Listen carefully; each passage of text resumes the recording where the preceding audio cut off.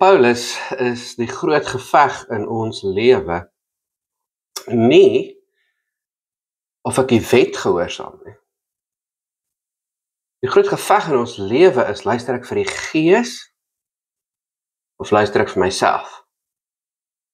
Luister ek vir my sondige begeertes?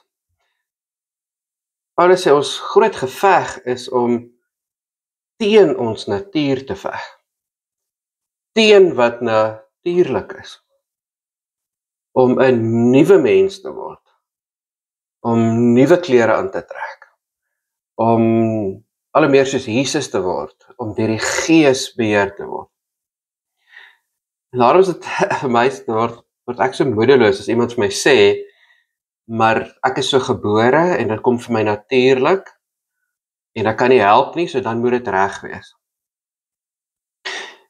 In Bybel is ek is so gebore, dit kom vir my van self per definisie verkeerd. Ons hele lewe is 'n stryd teen wat vir my van self kom, wat vir my natuurlik is.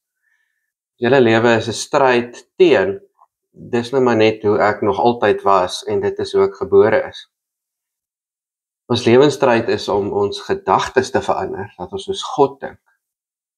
Dat ons woorde en ons dade verander, dat ons soos Jesus lewe. En dit kom nie van self nie. Dit is nie natuurlik nie. Dit is nie maar net om 'n goeie mens te wees nie.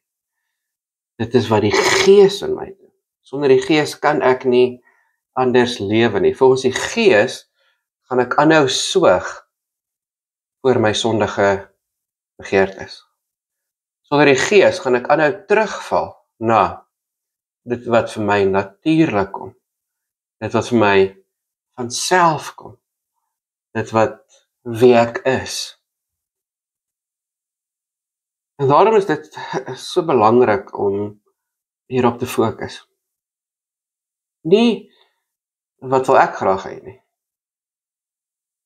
maar wat wil die Gees sê? Leef ek naby genoeg aan God om te weet wat God wil hê?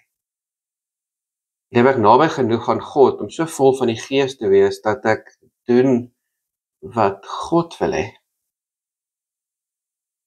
Veral omdat en wanneer dit nie vir my van self kom nie. Kan jy vandag die kans vat om nie te doen wat vir jou van self kom nie, maar te fokus op wat God wil hê en dit te probeer. Here God, dankie dat U in ons is. Heilige Gees, dankie dat U in ons is. Dankie dat U ons wil lei, dat U ons gedagtes wil lei, ons woorde, ons dade, sodat ons nie uit ons eie uit optree nie.